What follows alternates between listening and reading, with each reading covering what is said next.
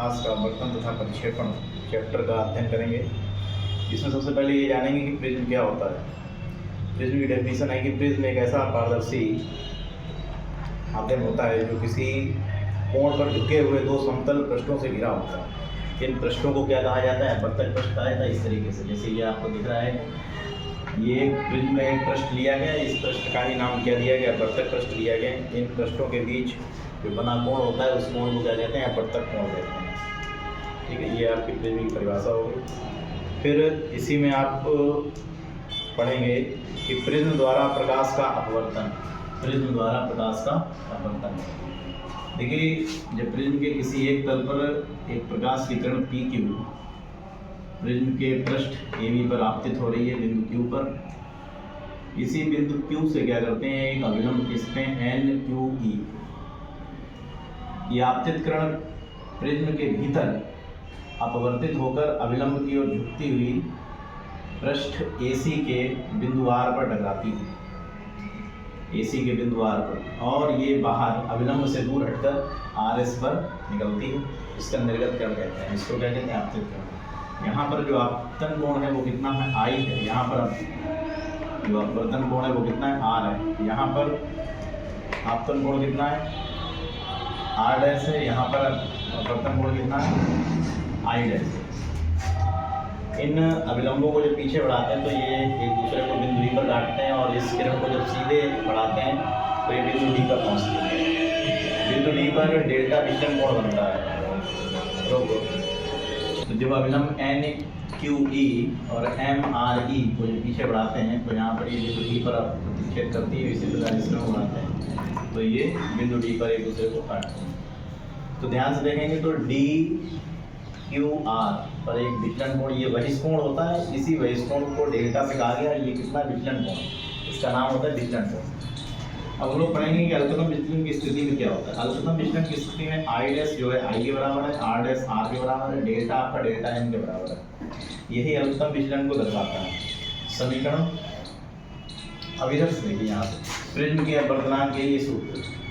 ठीक है, कोण DQR, यहाँ पर जो कोण DQR, ये वाला जो कोण है, ये कोण इस कोण के बराबर होगा, क्योंकि इसको कहते हैं शीर्षक कोण।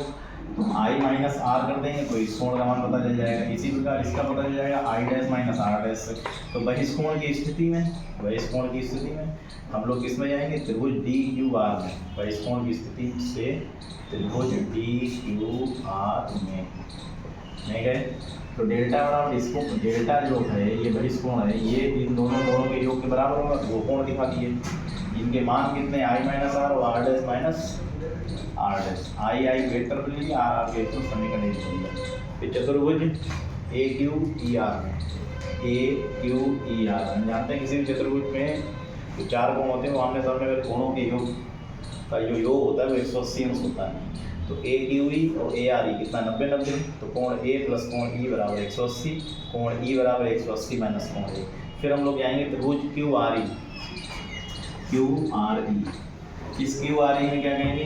ये दोनों कोण कितने होंगे?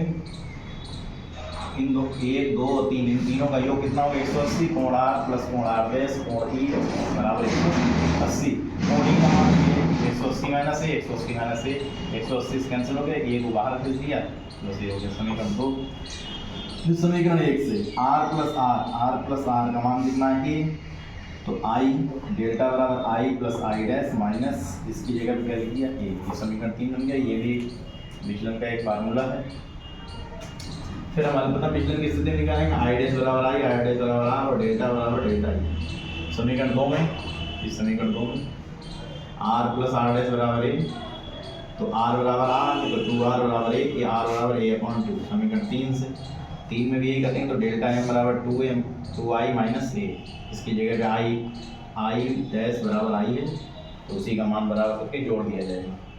यहाँ से 2I निकाल देंगे, तो delta M plus A, delta M plus A/2, ये आपका I का मान निकला है। स्नेल के नियम से क्या करेंगे? स्नेल का नियम लगा देंगे, I और R के मान रख देंगे, ये आपका अपवर्तनांक का फार्मूला आ जाएगा। ठीक है, इसी में आपका क्या पतले प्रिज्म के लिए जब निकालना होगा तो पतले प्रिज्म में यही sine delta M plus A/2 का मान कितना हो जाएगा? डेल्टा M प्लस A/2 और साइन ए का मान कितना हो जाएगा, ये बटे 2, तो ये बटे 2, मतलब साइन साइन को जो त्रिकोणीय मान है उनको हटा देंगे और इनको आपस में जब हल कर देंगे तो डेल्टा एम बराबर कितना आ जाएगा, ए ब्रैकेट n-1। ये आपका पतले प्रिज्म का फार्मूला हो गया। ठीक है।